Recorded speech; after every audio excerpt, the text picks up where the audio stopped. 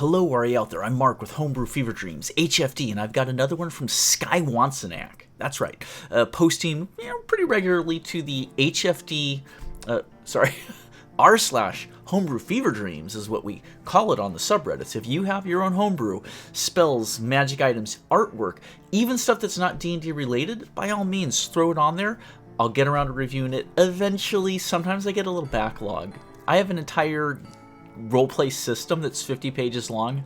I'm working through to try and understand so I can critique it a little bit. So there's some big projects on there, but they're all great fun. And if you enjoy getting crunchy with mechanics and really looking at stuff and balance, fun, theme, and what's my final thing? Ease of understanding. That's right. That's Crunkers. That's the table we've come up with. Then join us there. Look at other people's homebrew. Post your own homebrew. You're welcome to. And I will try to get you a video, for sure. Okay? Warlock, the Primeval Serpent. Oh my. Through sly cunning actions in the unfolding of events that have brought both rain and ruin to those around you, you've attracted the attention of a magnificent primeval serpent. These creatures often utilize persuasive and enigmatic, though perceivably malicious behaviors, always to further the goals of their people. Beings of this sort include holy, whew, I need my thesaurus. Okay, here we go. Oh, Sky, you're killing me with this. Serzax, Gate of Bohat, Zulian, the Maleficence, Torzinul, Rope of the Veil, Verax, the Chorus Eternal, Mashmat, the Seeding Word, and even some Yonti aberrations. Examples of the Forgotten Realms include Shikeinster, the Five-Faced Queen, Dendar, the Night Serpent, Zahir, Master of Poisons, and the fabled World Serpent in all of its complexities. Holy cows. I want to just start and re-record, but I won't do any better if I try again. Sorry, folks. That's just what you get. If you made it through that, then you've made it all the way. We're done. Review's over. Okay. Where are those all creatures? Did you make that up? I mean, I know the Forgotten Realms stuff is from the Forgotten Realms. But did you just come up with these awesome names, or what's this primeval serpent? I am curious now, Sky. You should have given me an intro paragraph being thought of this way, Mark. Then I would know, because now I am in the dark. I don't know what's going to happen. Let's continue. Expanded spell list. The serpent allows you to choose from an expanded spell list. When you learn a Warlock spell, the following spells are added to the Warlock spell list for you. So you essentially, here's your subclass options. First level, Command, Dissonant Whispers. Second level, third, fourth, fifth. Wait, you're not getting these at first, second, third, and fourth class level. Okay, sorry.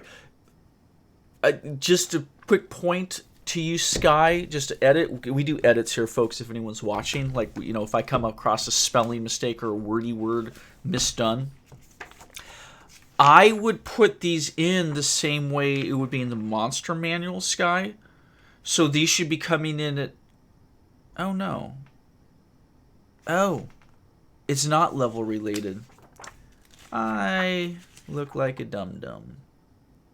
So when I look at, say, a paladin, the paladin level, 3rd, 5th, 9th, 13th, 17th, you are correct, my friend, not I. For a warlock, it's just the spell level. Oh, because a warlock gains, not slots in general, but gains spell level range as they progress. You're correct, my friend. Let's keep going. Your second level spell options are Blindness, Deafness, or Phantasmal Force. Your third level are Bestow Curse, Feign Death. I'm getting this is, it's all I don't want to say illusion, it's like mind obfuscation. It's obfuscation magic. It's trickery, right?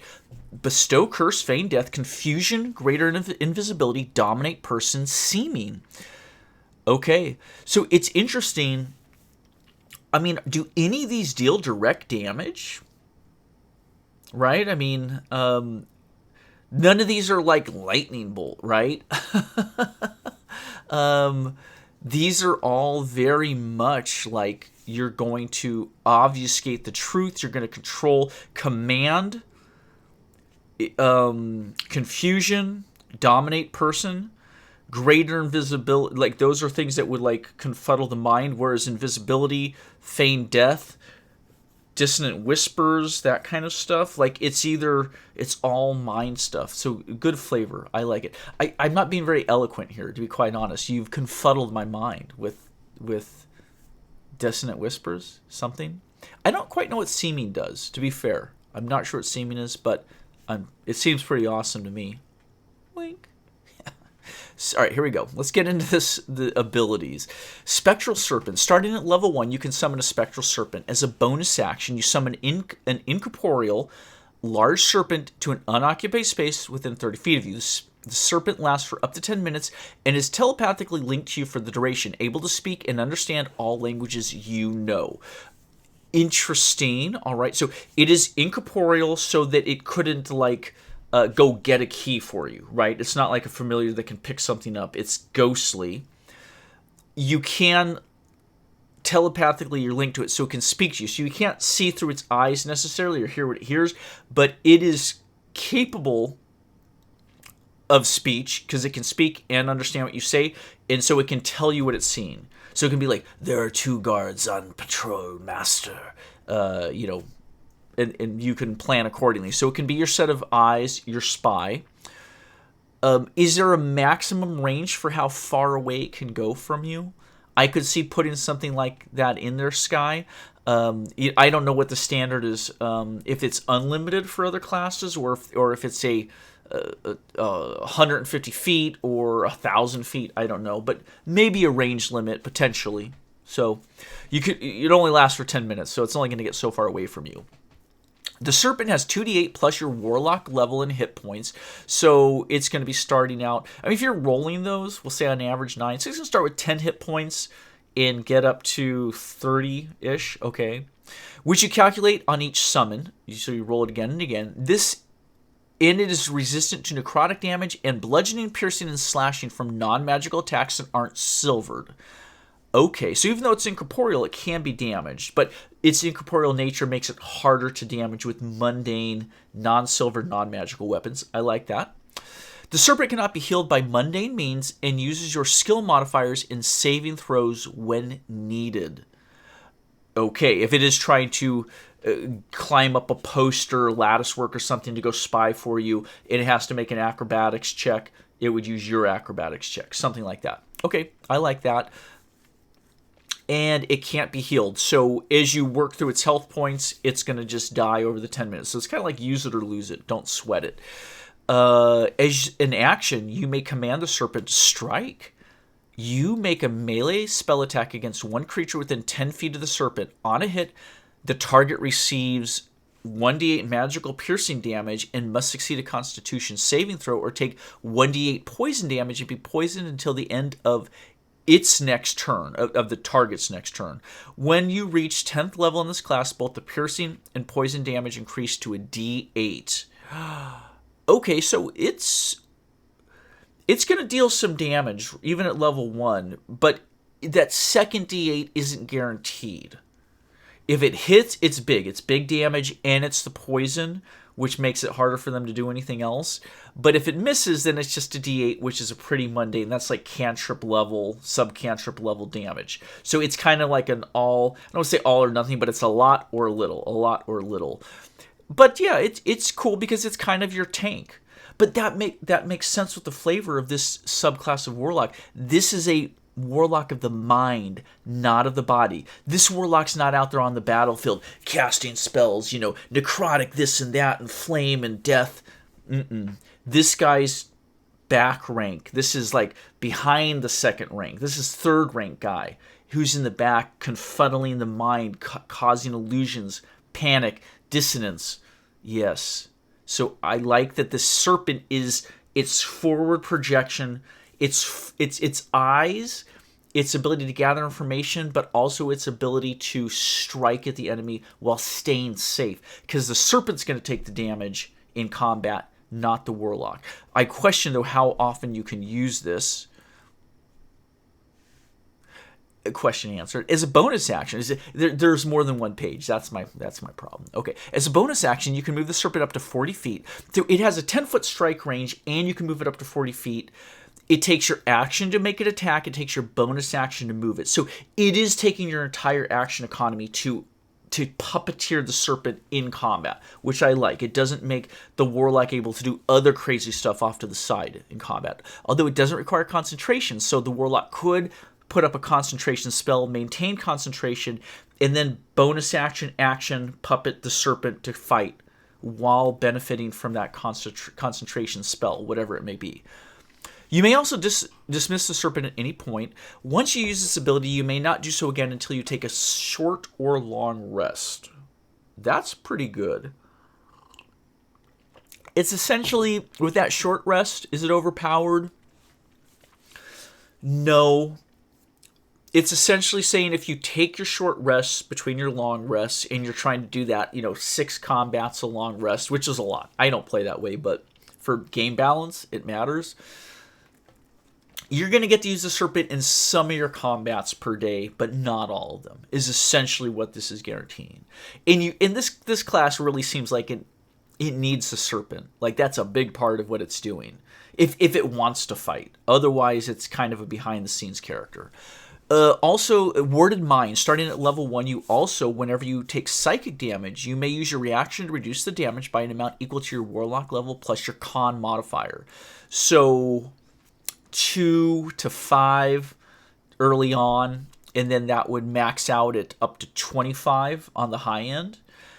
It's a nice use of reaction, and is that overpowered? No. Psychic damage is rare, but you're going to mitigate most of the psychic damage coming at you with this character. It's just like, yeah, your mind is warded. It's protected from psychic inundation. I like that. It's a great flavor. When you use this feature, you can use this feature a number of times equal to your proficiency bonus, and you regain all expended uses when you finish a long rest. Okay. Yeah, I mean, it's not going to come up that often, but if you're going against Mind Flayers, yeah, they might target your character, 3, 4, 5 times in a battle. So you're covered. I almost think you don't need an expenditure limit on that, Sky. I think you could say unlimited time. Anytime psychic damage targets you, you may use a reaction to reduce the damage. I guess you'd have to see if there's any other ability like this for fire, poison, or something else other classes have. I'm trying to think, isn't it like the barbarian that can shrug off like a physical attack, and they roll their die and they subtract that from how much damage they're taking on any attack. They can only use that so often. But psychic damage is so rare. It's questionable. I mean, I think you're being on the safe side to put a limit, so you're not going overpower, which is nice on your part. But I almost don't even think you need it. Just my opinion. Especially at the lower levels, you're only going to mitigate out 2, 3, 4 points of damage, depending on how much you dump in your charisma. You got to imagine psychic damage is going to be coming in a D8, 2D8, something like that, 2D10. So you're... Yeah. Okay. Vizier of the Aberrant. Starting at 3rd level, you see a spectral serpent wrapped around your neck and resting comfortably on your shoulders. Only you and those with true sight can see the serpent. So the serpent's really there, just no one else can perceive it almost. I like that. Before you make a statement, the serpent will already know what you're about to say and will aid you in your speech. You gain a bonus to all charisma-based checks, not charisma score. Yeah, just a bonus to your roll, right? Equal to half your proficiency bonus rounded down, but not to your score. Right? You're not taking your charisma score from 16 to 18. You're just adding a +1. Yeah, half your proficiency bonus rounded down at 3rd level would be a 1. But even at the high end, even at level 20, that would only be a 2. Is that standard for other subclasses? I almost think you should round up, personally.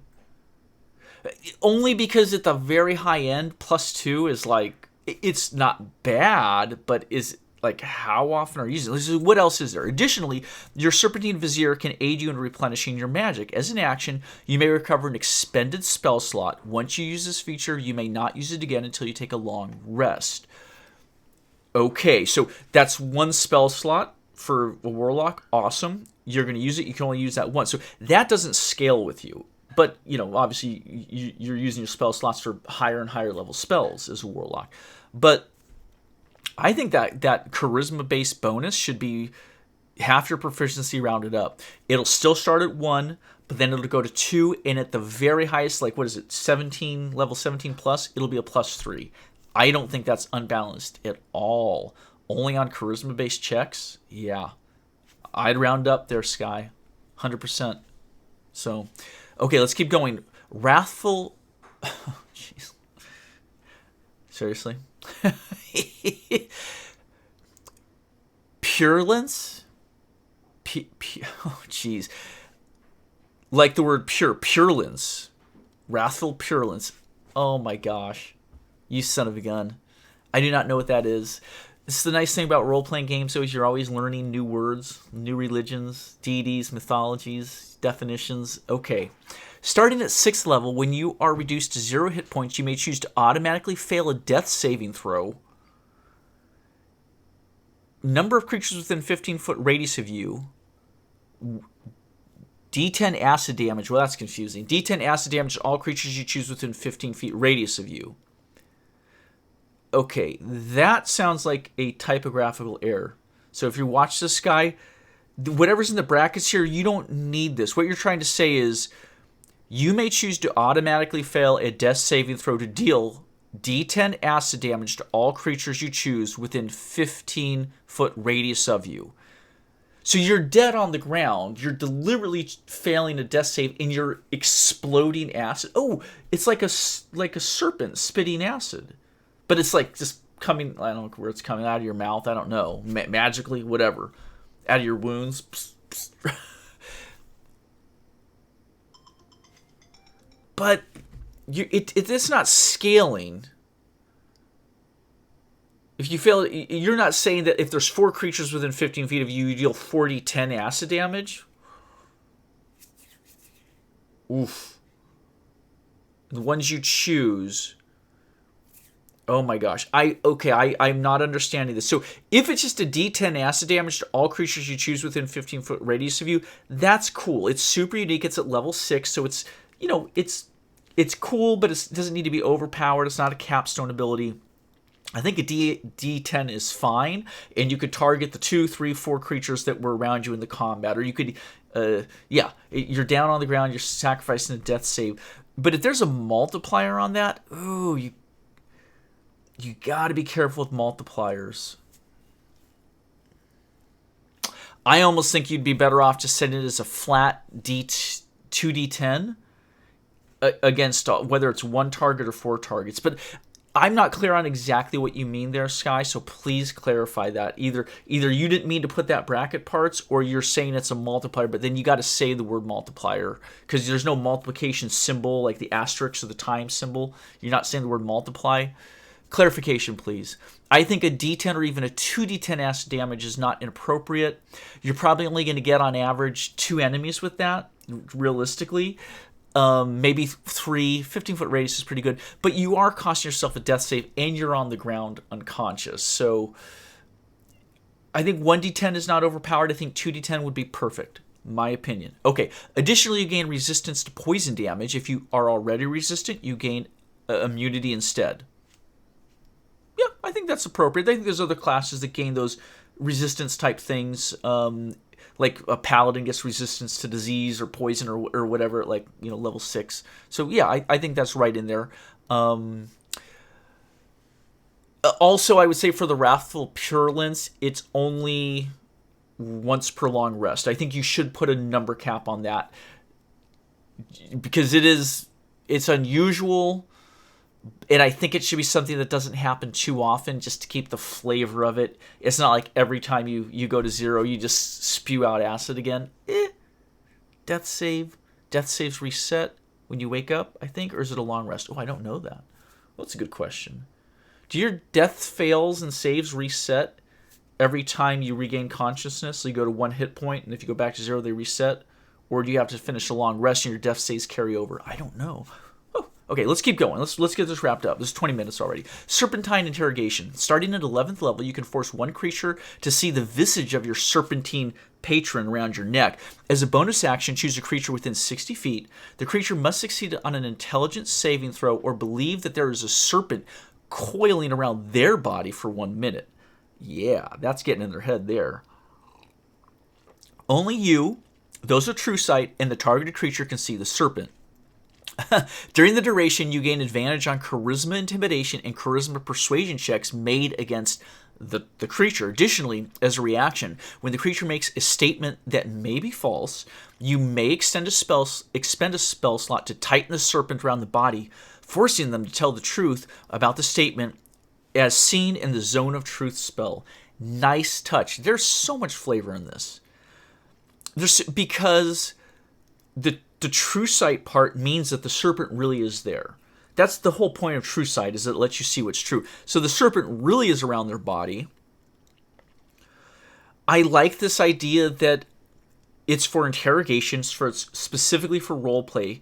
I like that you can compel the truth from somebody, and you put right in here that the statement may be false, because obviously your DM is role playing this NPC or this creature, and you don't guaranteed know if it's true or false. So you have to sit there and say, you're lying, right? And you tighten the serpent, and the serpent coils around the person, and they're like, ugh, and they're magically compelled as per the Zone of Truth spell. A lot of role-playing potential in there. The color, the theme of this is so strong. Really well done. And you may use this, once you use the feature, you can't use it again until you finish a short or long rest. So you could use this thing a few times a day, but super role-play specific. I love someone who's willing to put something like that into their subclass, make it a part of their character play. This is the role player's subclass for Warlock, in my opinion. Like, this really, just so much flavor there. Nicely done. Nicely done, Sky. And then this is it. This is the capstone. Here we go. Final thing. Exemplar of the Serpent Gods. Starting at 18th level, you can embody the demeanor and disposition of your patron. When you make any charisma-based check, you can use a reaction to replace the number you roll with the 15. That's good. Additionally, no matter what you say in regards to the check, magic that would determine if you are telling the truth indicates you are being truthful. You can defeat a magical lie detector. Any lie detector. Wow. You can use this feature a number of times equal to half your proficiency rounded down, and you regain all expended uses when you finish a long rest.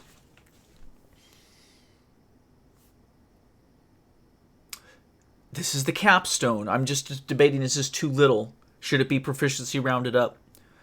This is 18th, 19th, 20th level. This is the end of your game arc.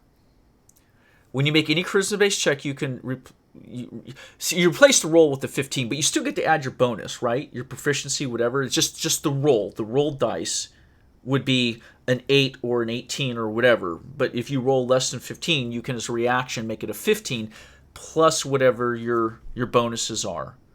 Is how I'm reading that, because you don't replace the number, you replace the roll, the number you roll. So that's good. That means you're going to be hitting 20s, 22s, 23s, 24s, with depending on what you have, proficiencies and high charisma. And additionally, no matter what you say in regard to the check, magic that would determine if you're telling the truth indicates you're being truthful. If you are trying to deceive somebody. Gosh, if we're just talking about the difference between whether you can use it 2 times or 3 times per long rest, I would round up. This is a capstone, 100%. And it's super situational. This has almost nothing to do with combat. This is all for a role player. You want to be able to get away with those lies. You want to be able to succeed at persuasion, deception, or intimidation when you need to with an 18th level Serpent Warlock subclass, you gotta use that. You're role playing. You gotta convince the people, intimidate, persuade, deceive. I think you should round that up. Absolutely. So I hope you watch Sky. I think this is a role player subclass. It's really well done. I think the balance is good. If anything, I think in a couple spots you've underpowered it. Clarify, please, on that purulence thing. Am I saying it right? I don't know. Purulence, like purulence. I guess like poison, infection. That was just super confusing, and depending on how you interpret it, it's either could be a 4d10 or 1d10. So that's a big difference. So, but great class. Thank you for sharing, my friend. And of course, as always, anyone out there is certainly welcome to post to r/homebrew fever dreams. Put up your homebrew. I will attempt to get to it and get you a video of your own. Take care.